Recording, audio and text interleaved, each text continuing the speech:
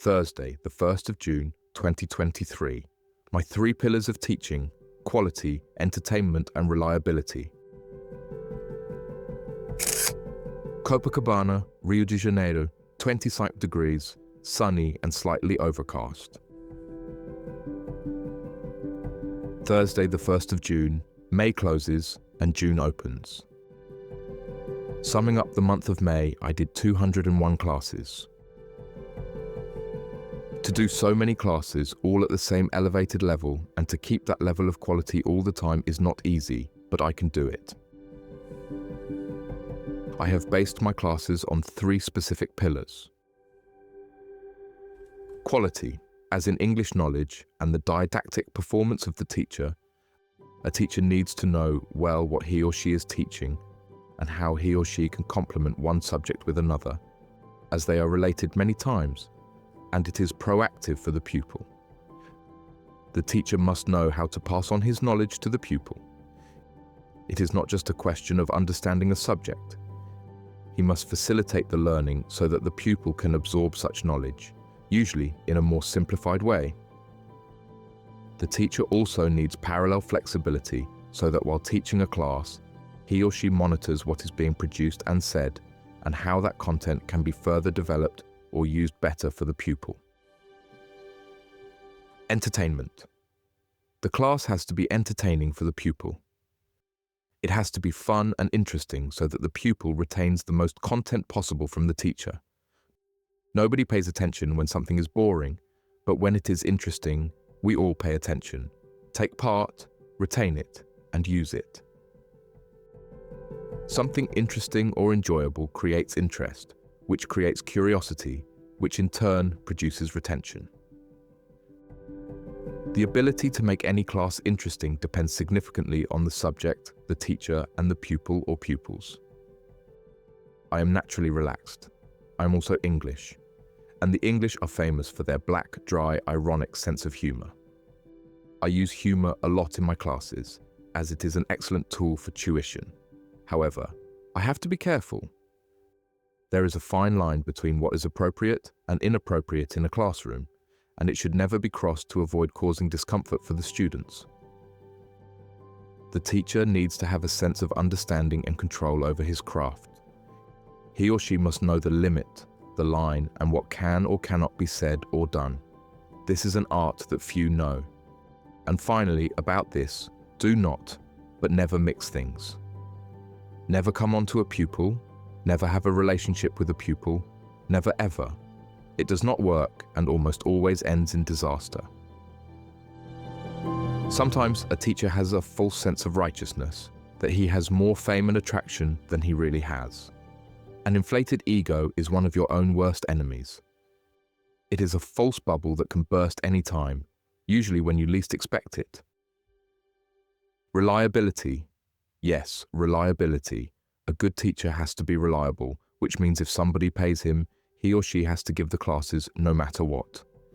The teacher has to be there for the pupil or pupils for rain, snow, earthquakes, snowstorms, etc.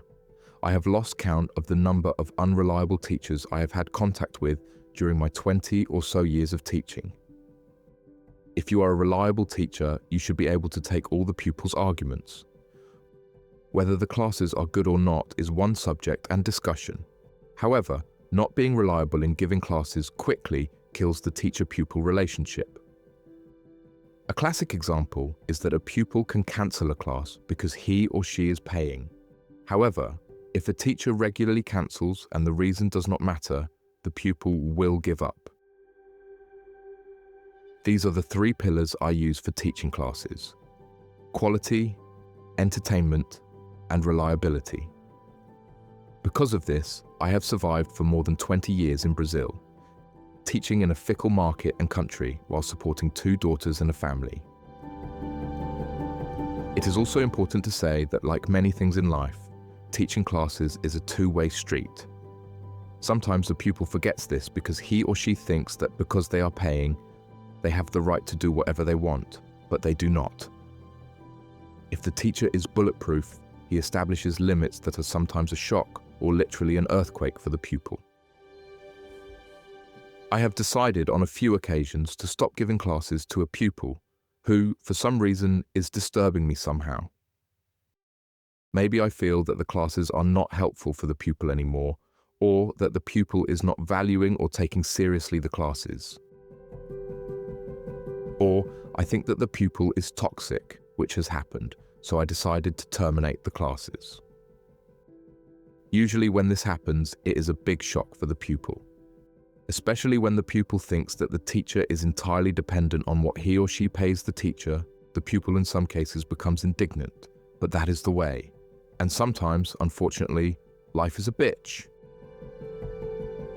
So, it was a day of classes, preparing for the beginning of the month, working, and in the evening, going to Yasmin's school for parents' evening. We reserved 2 10-minute appointments with the Portuguese and maths teachers at 7 and 7:10, respectively. Both teachers informed Nalva and me that Yasmin is a responsible and attentive girl in the classes. They also affirmed that Yasmin, besides being a good pupil, is also a nice person, which is very important for her mother and I. The maths teacher also said she has had some difficulties but is doing okay. I asked the maths teacher to inform us in the future if she needs extra classes, and he said he would. Nalva was incredibly happy to know that Yasmin is doing well at school, but she cannot relax. We can praise her, and we both will, of course, but it is not an excuse to relax or slow down. The battle still continues. In bed by 9:30 p.m. Thank you. Thanks for reading my blog. Check out my other posts and share your thoughts in the comments. Richard.